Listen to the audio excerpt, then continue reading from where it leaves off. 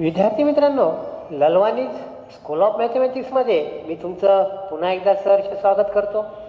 मित्रांनो, class 10th class 9th याचे व या प्रकारे इतर इयत्तांचे सुद्धा मी संपूर्ण व्हिडिओ टाकण्याचा प्रयत्न केलेला आहे. मित्रांनो, तुम्ही ललवानी स्कूल ऑफ मॅथमॅटिक्सवर गेल्यावर तुम्हाला या प्रकारेचं हे दिसत आहे. इथं बाजूला एक लोगो आहे, मॅथ गणित. याच्यावर जर क्लिक केलं तर तुम्हाला पूर्ण प्रकारचे व्हिडिओ दिसत असतात. याच्यामध्ये होम आहे, व्हिडिओ आहे, प्लेलिस्ट आहे. ह्या प्लेलिस्टवर जर तुम्ही क्लिक केलं तर तुम्हाला क्लास 9 क्लास 10 सेमी इंग्रजी व मराठी माध्यमचे जवळपास सर्व व्हिडिओ मी टाकण्याचा प्रयत्न करत आहे.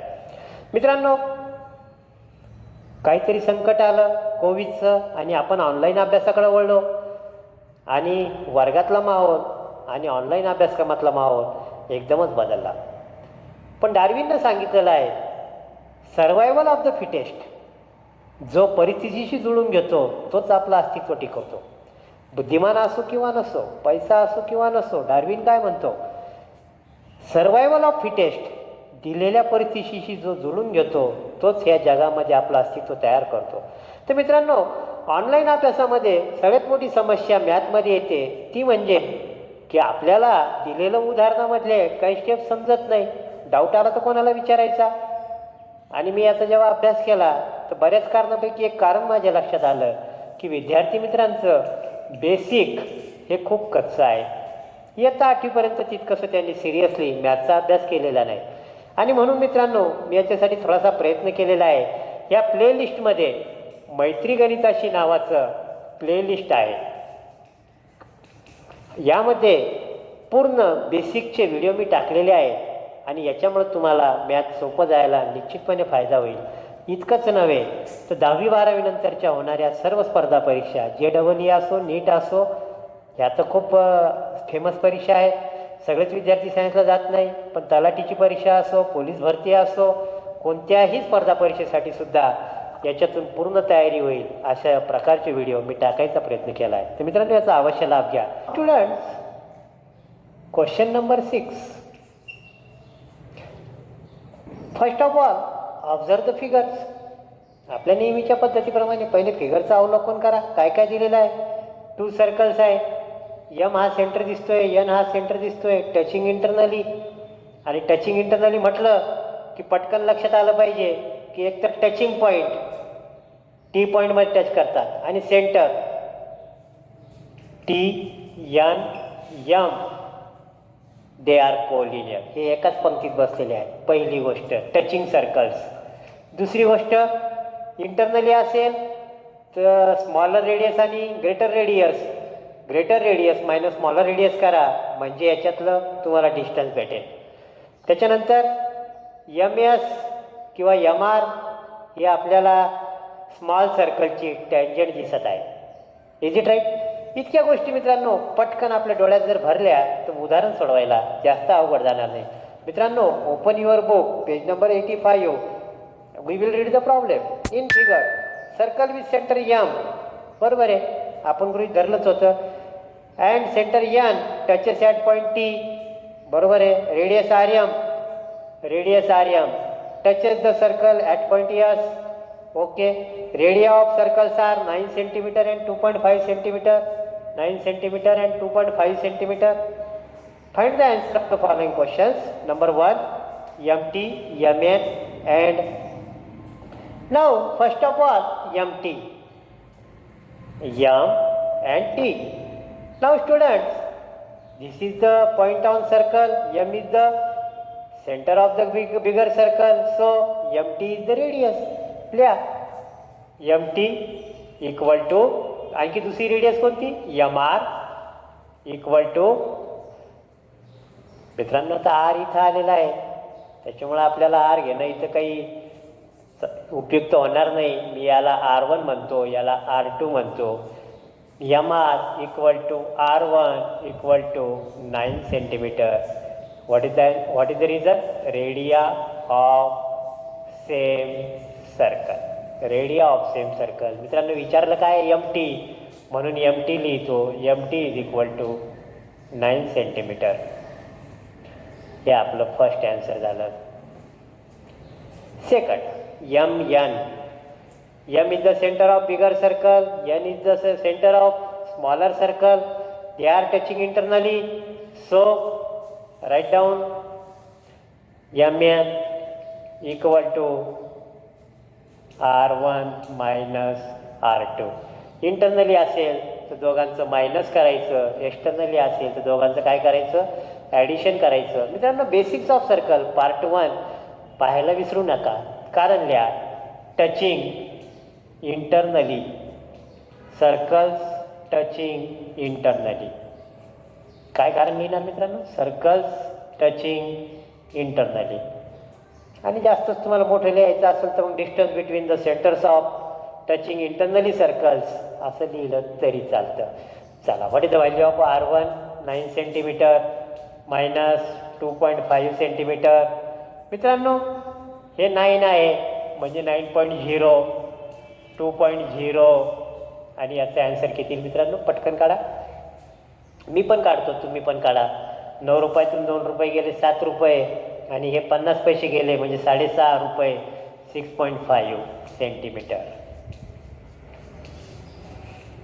मित्रांनो, एक लक्षात घ्या की 2.5 म्हणजे 2 रुपये किती पैसे? 2 रुपये 5 पैसे. असं जर उत्तर असेल तर काहीतरी चुकतंय. 2.5 म्हणजे 2 रुपये 50 पैसे. 2.05 म्हणजे 2 रुपये 5 पैसे. आता हे 9 रुपये, 9 रुपयातून 2 रुपये गेले 7 रुपये राहिले, पुन्हा 50 पैसे गेले म्हणजे 6.5 रुपये राहिले, 6 रुपये 50 पैसे. 6.5 सेंटीमीटर. चला मित्रांनो, पुढं जायचं. Angle NSM. Where is NSM. चला, ही सर्कलला टच करत आहे लाईन. हा स्मॉल सर्कल आहे, हा N आहे, हा S आहे आणि ही रेडियस झाली आणि ही लाईन याच्यातून काढली आहे. म्हणजे ही काय झाली मित्रांनो? टँजंट. आणि टँजंट म्हटलं की कोणतं theorem? Tangent. If there is tangent then it is perpendicular. चला लिहा. Measure of angle NSM is equal to 90 degree. किंवा याच्या पूर्वी एक लिहा, radius NS perpendicular to tangent. What is the name of tangent? MR, MS काही पण लिहा. आणि पुढं लिहा कारण टँजंट थेरम. कोणतं थेरम? Tangent theorem. PTचा थेरम. टँजंट असेल तर perpendicular, converse of tangent theorem. आणि परपेंडिक्युलर असेल तर tangent, converse of tangent theorem. आणि टँजंट थेरम काय? If it is tangent then it is perpendicular. मित्रांनो, गोंधळ करू नका. मी थोडा गोंधळात पडलो होतो. If it is tangent then it is perpendicular, tangent theorem. If it is perpendicular then it is tangent, converse of tangent theorem. मित्रांनो, तिसरं सुद्धा उत्तर आलं आहे आपलं. आपण इतकं मोठं उदाहरण पाहूनच घाबरलेलो होतो, पण याच्यात तर काहीच नाही. पटपट माहिती भरल्यामुळे उत्तर सोपं झालं आपल्याला. मित्रांनो, is this question is completed or something is remaining? पहा मित्रांनो, क्वेश्चन वाचा एकदा. काय राहिलं का पहा. परीक्षेमध्ये घाई होते आणि येत असून आपलं काही सुटून जातं. मित्रांनो, क्वेश्चनमध्ये आणखी एक शोधायला सांगितलं आहे. And hence find ratio of MS is to SR. आपल्याला हा रेशो काढायचा आहे मित्रांनो. आणि कसा काढणार पाहता. MS माहीत नाही, पण MR किती आहे? 9. MR is the 9. Radius of bigger circle R1. Okay. त्याच्यानंतर आणखी काय शोधावं लागेल आता. NS किती पहा. NS is the radius of smaller circle 2.5. NM किती पहा बरं. NM सापडते का? सापडली सर. MN किंवा NM किती आहे? 6.5. मित्रांनो, आपण हे जर पेन्सिलीने एक व्हॅल्यू जेव्हा शोधली तेव्हा जर मांडत गेलो असतो तर आपल्याला आत्ता लिहायचं काम नसतं पडलं. चला मित्रांनो, ठीक आहे. What is the measure of this angle? 90 degree. Tangent theorem ती माहिती इथं आपण दाखवून दिली. सो इन ट्रँगल लिहा मित्रांनो. In triangle NSM measure of angle NSM equal to 90 degree from 3. This is number 3. This is number 3, 90 degree. So which type of triangle it is? Sanga. So triangle SMM is right angle triangle. मित्रांनो, हा right angle triangle आहे. हे आपण कशासाठी दाखवू लागलो सांगा लवकर. कारण आपला जो शेजारी आहे चॅप्टर नंबर 2 पायथागोरस थेरम, तो आपल्या मदतीसाठी नेहमी तयार आहे. पण त्याचं म्हणणं एकच आहे की तुम्ही ट्रायंगल आहे ना, पहिले राईट अँगल दाखवा. राईट अँगल ट्रायंगल दाखवला की मी तुम्ही बोलवू नका, मी लगेच धावत येतो तुमच्या मदतीसाठी. आणि आपण राईट अँगल ट्रायंगल दाखवलेला आहे आणि म्हणून पायथागोरस आपल्या मदतीसाठी लगेच धावून आलेले आहेत. लिहा, by Pythagoras theorem, by Pythagoras THEOREM, by Pythagoras theorem, hypo square is equal to 1 side square plus other side square. असंच लिहायचं मित्रांनो, वन साइड आणि अदर साइड, म्हणजे सोपं होतं. सांगा, which is the hypotenuse? SM is the hypotenuse. नाही sir, काहीतरी चुकतं आहे. Is it hypotenuse? सांगा तुमचा आन्सर काय, कॉमेंट बॉक्समध्ये टाका. SM is hypotenuse? No. Then which is the hypotenuse? Sir, hypotenuse शोधण्यासाठी पहिले राईट अँगल कोणता आहे तो पहा. Yes, this is the right angle yes. आणि यसच्या समोर कोण आहे? NM. इंग्रजीमध्ये opposite, side opposite to right angle is NM. This is the hypotenuse. NM square is equal to, NM गेल्यावर राहिलं कोण कोण? NS square plus SM square. Value ठेवा पटपट. NM square 6.5 square, NS square 2.5 square plus SM square. जशाच्या तसं 6.5 जिथल्या तिथंच म्हणजे दिस is the left hand, this is the right hand. Right हँडला SM स्क्वेअर आहे, तिथलं तिथं. फक्त याला ट्रान्सफर करू आता. हे प्लस आहे, हे काय होणार? मायनस. 6.5 square minus 2.5 square. चला मित्रांनो, 6.5चं स्क्वेअर करा पटपट. सर आत्ता करतो आम्ही, म्हणजे पुन्हा 65 × 65 करत बसायचं का? अजिबात नाही मित्रांनो. शेवटी किती आले? 5. आणि म्हणून 65चा स्क्वेअर कसा होणार का? 6.5 square minus 2.5 square equal to SM square. Multiplication करू नका मित्रांनो. शेवटी 5 आला का नाही? सोपं झालं आपलं काम. 25 लिहून टाका. 6 नंतर कोण येतं? 7. 6 7 जा 42. 6.5 इंटू 6.5. पॉईंट नंतर किती संख्या आली? 1 2. त्याच्यानंतर 5 आले म्हणजे 25 पॉईंट. 2च्या नंतर कोण येतं? 3. 2 3 जा 6. 6.25 SM स्क्वेअर. पॉईंट आला की मनातल्या मनात रुपया पैशामध्ये त्याचं रूपांतर करा. 42 रुपीज आणि 25 पैसे, 6 रुपीज आणि 25 पैसे. 25 पैशातून 25 पैसे गेले, काहीच नाही राहिलं. 42 मधून 6 रुपीज गेले, 36. SM is equal to 6. Taking square root on both side. लिहा मित्रांनो, taking square root on both side. SM is equal to 6. हे झालं 6. चला आता इतकं काढायचं आहे मित्रांनो मला. RS, R आणि M या दोन गावामधलं अंतर 9 आहे. त्याच्यातून हे अंतर मायनस जर केलं तर हे राहील. हे R आणि S आणि M दोघांची बेरीज किती आहे? 9. मग आपण काय करू? आपल्याला काय शोधायचं आता? RS equal to 9 minus 6 equal to 3 centimetre. 9 कोण आहे मित्रांनो? MR. मायनस 6 कोण आहे? सांगा लवकर. 6 कोण आहे मित्रांनो?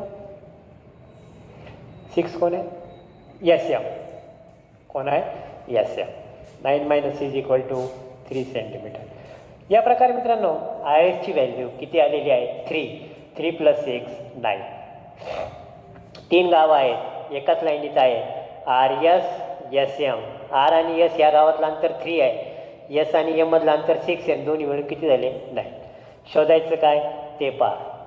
MS 6 MS upon S R equal to 6 S R म्हणजेच आर एस इक्वल टू 3 3 1 जा 3 3 2 जा 6 2/1 so M S is to S R is equal to 2:1 याला फ्रेम करा आणि याला देऊन टाका. आता 4 नंबर त्यांनी ते काही 4 नंबर दिला नाही पण आपणच देऊन टाका. मित्रांनो this two dots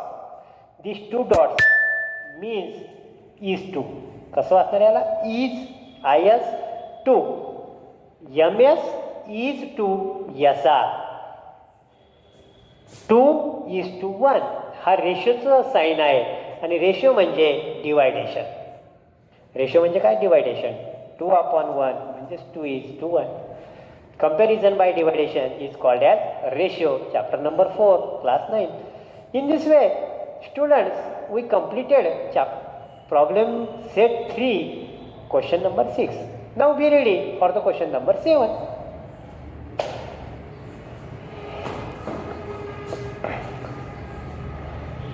Now students, question number 7.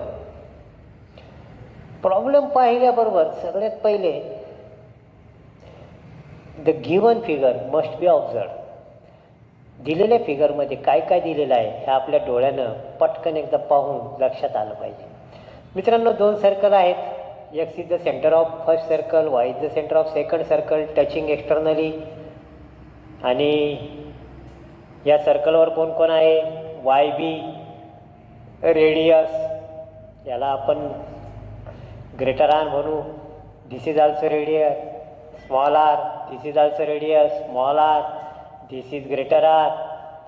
आणि हे गुणाकाराचं चिन्ह तयार झालं मल्टिप्लिकेशनचं म्हणजे कोणते angle opposite angles they are congruent. या दोन्ही रेडियस कॉन्ग्रुएंट आहेत. X Z congruent to X A म्हणजे या ट्रायंगलमध्ये जर 2 साईड कॉन्ग्रुएंट असतील तर एक्स झेडच्या समोर कोण आलं ए, दोघांचं मेजर सेम आलं. सिमिलरली एक्स झेड वाय आणि वाय बी कॉन्ग्रुएंट आहेत. एक्स वायच्या समोर कोण आलं हा आणि झेड वायच्या समोर हा आला. तर मित्रांनो किती अँगल कॉन्ग्रुएंट झाले पहा A1 2 3 4. किती मस्त काम झालं पहा मित्रांनो. आपण पाहता पाहता फिगरमधली माहिती पेन्सिलच्या साह्यानं काढलेली आहे. मित्रांनो आता now going to the our actual question. आणि इथं रिकाम्या जागा आहेत किंवा बॉक्स आहे याचा अर्थ ॲक्टिव्हिटी आहे. ॲक्टिव्हिटी म्हणजे काय सोपं काम आहे. अर्ध त्यांनी दिलेलं आहे अर्ध आपल्याला भरायचं आहे. पण मित्रांनो परीक्षेमध्ये एक लक्षात घ्या की नुसते बॉक्सेस काढून 6 बॉक्सेस आहेत 6 बॉक्सेस काढले आणि उत्तर लिहून टाकलं असं काम करू नका. मार्क मिळणार नाही. ॲक्टिव्हिटी पूर्ण लिहावी लागते. किचकट आहे थोडं. आता मला बी इतकं लिहायला थोडंसं हेच झालं ताणच येतो ना. पण लिहावं तर लागेल मार्काचा प्रश्न आहे. पूर्ण क्वेश्चन आपल्याला क्वेश्चन नाही इथून कन्स्ट्रक्शनपासून पुढचं लिहिणं आवश्यक आहे. तर मित्रांनो we will read the first construction. Draw segment X Z and X Z and इथं डॉट डॉट केलेलं आहे म्हणजे हे आपण मनानं कन्स्ट्रक्शन केलं झेड वाय. मित्रांनो अर्धा मार्क आपला पक्का झालेला आहे. आपण त्याला फ्रेमसुद्धा केलेली आहे. चला पुढं. By theorem of touching circles X Y Z R X Y Z R. सांगा मित्रांनो व्हॉट इज द रिझन. मित्रांनो सर्कल चॅप्टर असो किंवा कोणतेही चॅप्टर असो आपण एक महत्त्वाचं काम केलं पाहिजे की चॅप्टर सुरू झालं की सुरुवातीचे 2 ते 3 पानं कोरे सोडायचे आणि त्या कोऱ्या पानावर जे जे नवीन मुद्दे येतात थेरम येईल फॉर्म्युला येईल फिगर येईल प्रॉपर्टी येईल सर्व एकाखाली एक फिगर काढून लिहिणं आवश्यक आहे. म्हणजे समरी तयार होते. ॲट अ ग्लान्स पूर्ण चॅप्टर आपल्या डोळ्यासमोर जाण्यासाठी हे 2 पानं पाहिले की आपल्या लक्षात आलं पाहिजे. मित्रांनो टचिंग सर्कलचं एक थेरम आहे आपल्या पुस्तकामध्ये आणि त्याच्यामध्ये असं म्हटलं की 2 टचिंग सर्कल असतील आणि हे दोन्ही टचिंग सर्कल ज्या पॉईंटमध्ये टच होतात ते दोन्ही पॉईंट आणि सेंटर हे एकाच पंक्तीत बसलेले असतात. They are collinear. मग ते सर्कल्स कसे बी असो. कारण आमचे बरेच विद्यार्थी मित्र म्हणतात की बाबा हे थेरम परीक्षेला येतच नाही मग त्याला पाहणं बी नको त्याला सोडवणं बी नको. तसं नाही. कमीत कमी काय करा फिगर काढा आणि स्टेटमेंट लिहा. तर मित्रांनो what is the reason collinear एकाच पंक्तीत बसलेले आहेत, एक रेषीय आहे. चला अर्धा मार्क पक्का झाला. अँगल XZA हा अँगल कशाशी एकरूप आहे पहा. पण इथं रिझन काय दिलं आहे, OA अपोजिट अँगल. मी जरा शॉर्टकट केला. XZAचा अपोजिट अँगल BZY किंवा YZB किंवा BZY. ज्या व्हर्टेक्सवर अँगल तयार झाला ती व्हर्टेक्स नेहमी मध्यभागी पाहिजे, बी आणि वाय आजूबाजूला पाहिजे. BY लिहा किंवा YB लिहा. चला खाली काय दिलं त्यानं, 30 angle is equal to A. आपण डॉट केला होता, आता इथं मी A लिहिणार आहे. इथं सुद्धा काय लिहिणार आहे, A. चला पुढे जाणार मित्रांनो. 1 2 3 ॲक्टिव्हिटी पूर्ण झालेल्या आहे. Now segment XA congruent to segment XZ. अरे दाखवलंच आपण XA आणि XZ. सांगा what is the reason, equal to R. आपल्या माहितीच ठेवली यायचं गरज नाही. सांगा what is the reason, radii of same circle. What is the reason, radii of same circle. चला पुढे जाणार मित्रांनो. मी तुम्हाला सुरुवातीला चर्चा करून सांगितलं की दोन साईड जर कॉन्ग्रुएंट असेल तर साईड समोरील अँगल कॉन्ग्रुएंट असतात. कोणतं नाव दिलं त्यानं, XAZ. दुसरं नाव कोणतं आहे सांगा, XZA. पहा मित्रांनो, ZA. मित्रांनो पुस्तक समोर ठेवून फिगरमध्ये मी सांगितलेलं प्रत्येक एक पेन्सिल हातात घेऊन पाहणं आवश्यक आहे. XAZ कोणतं थेरम सांगा मित्रांनो, आयसोसिलस ट्रायंगल थेरम. कोणतं थेरम आहे, आयसोसिलस ट्रायंगल थेरम. सिमिलरली आता दुसऱ्या याच्यामध्ये YB कॉन्ग्रुएंट टू ही पहिली ही मोठी रेडियस आहे, ही आता लहान दुसरी radius YZ equal to capital R. सांगा व्हॉट इज द रिझन, तेच रिझन पुन्हा, radii of same circle. What is the reason, radii of same circle. दोन साईड इक्वल झाल्या की त्यांच्या समोरचे अँगल इक्वल होतात. BZY हा A आहे आणि हा सुद्धा A आहे. सांगा याचं नाव, बीचं नाव आहे पहा मित्रांनो, YBZ किंवा ZBY. Angle ZBY.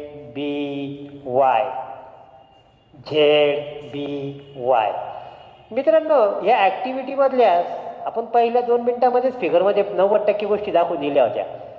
आणि म्हणून कोणतेही उदाहरण सोडताना जे जे सुचतं ना ते पेन्सिल त्या आकृतीमध्ये माहिती भरून टाकणं फार आवश्यक आहे. पटपट आपल्या लक्षात येतं. चला पुढे जायचं मित्रांनो. फ्रॉम 1 2 and 3 1 2 and 3 XAZ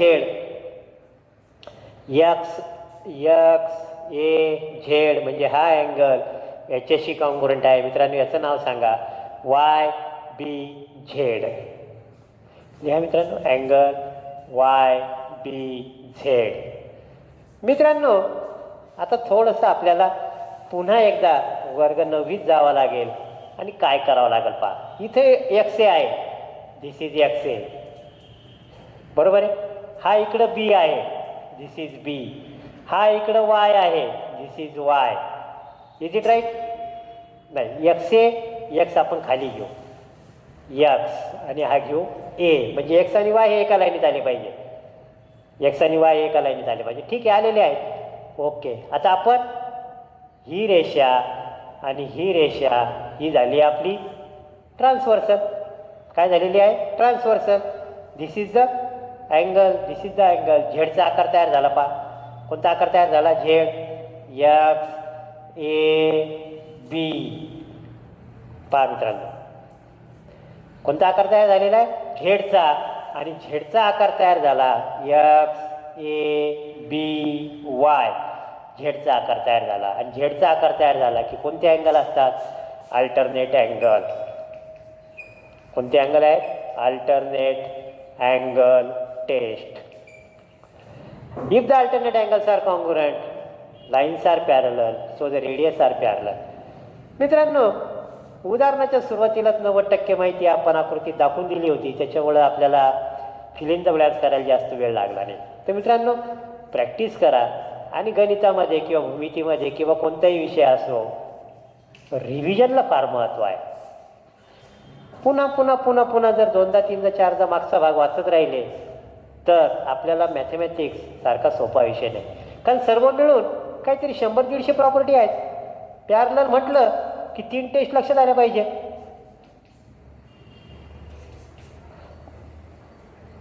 आमचे विद्यार्थी म्हणतात सर ही अमेरिकेची agency CIA, central intelligence agency America, CIA.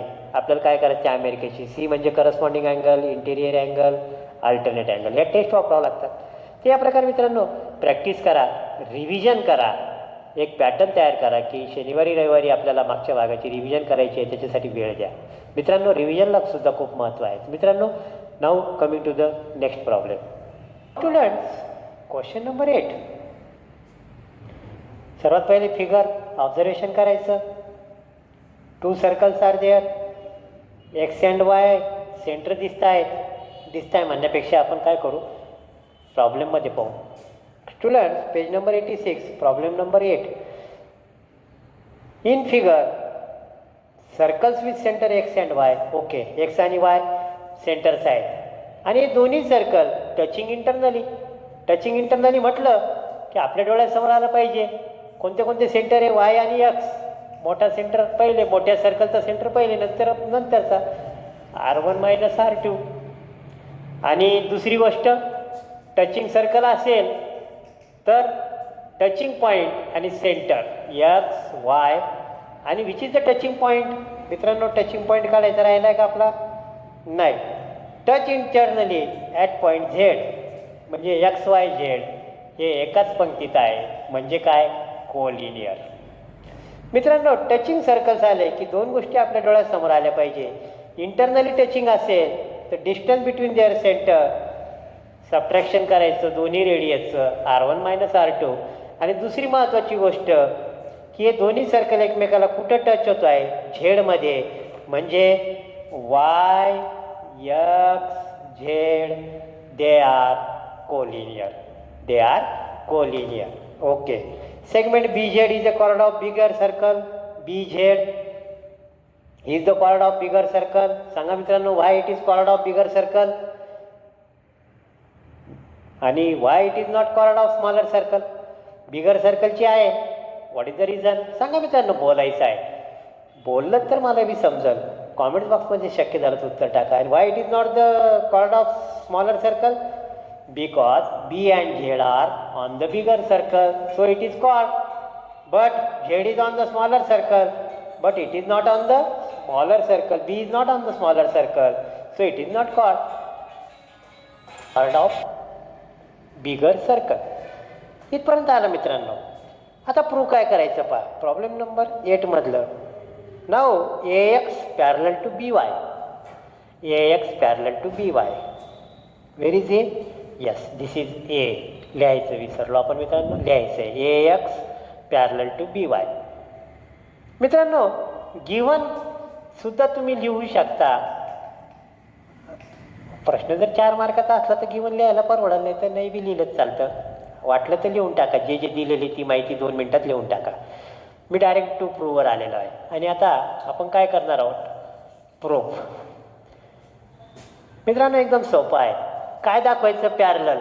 आणि पॅरलल म्हटलं अमेरिकेची एजन्सी आपल्याला लक्षात आली पाहिजे. CIA, central intelligence agency.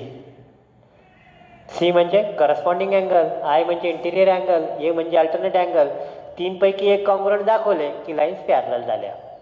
मित्रांनो दिलेल्या माहितीचा उपयोग करू पटपट. चला लिहा. YX is equal to R1 - R2 and XYZ collinear. दोन्ही प्रॉपर्टी लिहा. YX is equal to R1 - R2 गरज पडली तेव्हा पाहू. अँड XYZ कॉमा करा आर कोलिनियर आणि लिहून टाका property of internally touching circles. Property of internally touching circles. मित्रांनो आता आपल्याला ट्रायंगल नंबर 1 मध्ये जाऊ आपण पहिले. AXZ smaller circle. X is the centre of smaller circle. X is center of smaller circle. X is center of smaller circle. आणि मग circle smaller सर्कलवर कोण कोण आहे? ए आहे आणि झेड आहे. एक्स ए एक्स झेड आणि this is the radii of same circle. Radii of same circle. Radii of same circle. मित्रांनो याला लागलं तर तुम्ही R2 लिहा, स्मॉलर सर्कल. चला, एक्स ए आणि X Z they are congruent. Two sides are congruent. Opposite angles कोणते आहेत? एक्स एला अपोजिट. चला, इन ट्रँगल. ट्रँगलचं नाव लिहा, X A Z. X A Z. X A राहिला कोण? Z. X A angle X Z A congruent to X Z. X Z राहिला कोण? A X Z. Opposite angles. Opposite angles of congruent sides. किंवा आणखी आपल्याला भूमितीच्या चांगल्या भाषेत लिहिता येईल, isosceles triangle theorem. Isosceles triangle theorem. किंवा आपल्याला असंही लिहिता येईल, if the sides are congruent so opposite angles are congruent.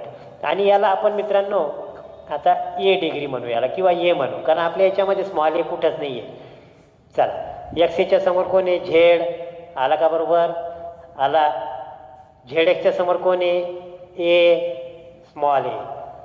Is it right? Both are congruent. तसंच मित्रांनो आता ग्रेटर सर्कल लिहा. Y is the centre of greater circle, bigger circle. Y is centre of bigger circle. Y is centre of bigger circle. चला, Y. आता bigger सर्कलवर कोण कोण आहे पहा. बी दिसतोय, झेड दिसतोय. Y B congruent to Y Z.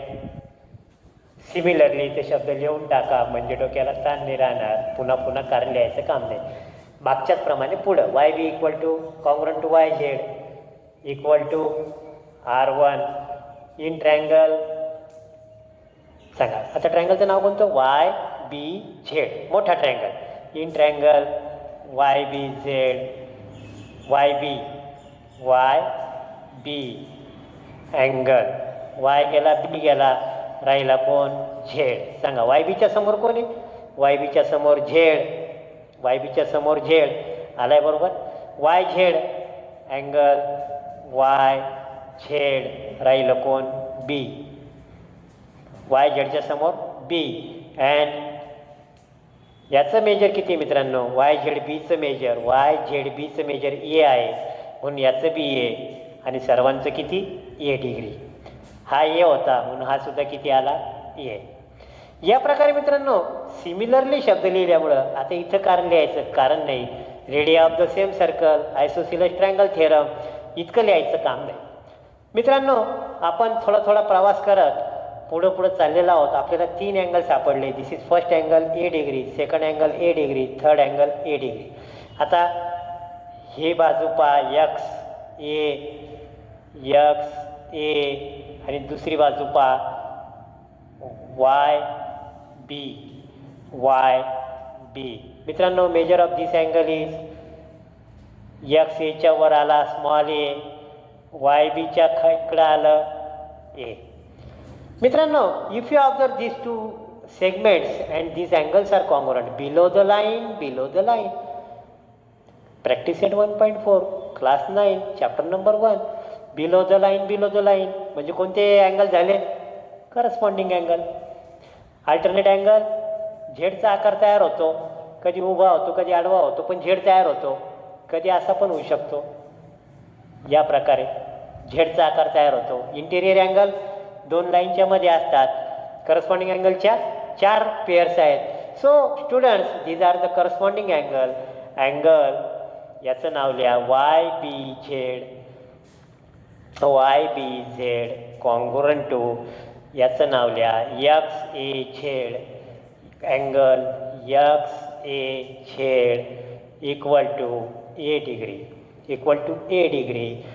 So A X parallel to B Y, नाही small लिहू नका मित्रांनो, अर्धा मार्क कट होईल, कारण आपल्याला हे कॅपिटलच लिहावं लागतं. B Y which type of angle, corresponding angle test, corresponding angle test. या प्रकारे मित्रांनो we solve the question number 8. मित्रांनो पॅरलल शब्द आला की एकच महत्त्वाचं आहे की आपल्याला ह्या सी आय आणि ए यापैकी एक अँगल कसे करून इक्वल आणायचा, आणि एकदा इक्वल आला की ती टेस्ट लागू झाली. Corresponding angle above the line, above the line.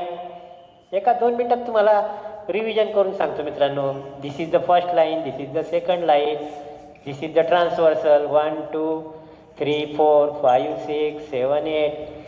Above the line, above the line, above the line, above the line. हे 2 पेअर झाले. Below the line, below the line, below the line, below the line. Corresponding angle झाला. हे कोणते झाले, alternate angle.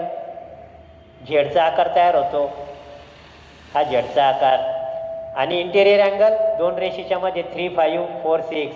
तर मित्रांनो रिव्हिजनला खूप महत्त्व आहे. सॅटर्डे संडे आपला रिव्हिजनसाठी फिक्स ठेवा. एक वही तयार करा, त्याच्यामध्ये महत्त्वाचे मुद्दे पॉईंट्स तयार करा. मित्रांनो हे बेसिक पक्क व्हावं म्हणून मी मैत्री गणिताशाच्या अंतर्गत काही व्हिडिओ टाकलेले आहेत, ते सुद्धा मित्रांनो पाहायला विसरू नका. Now be ready for the question number 9.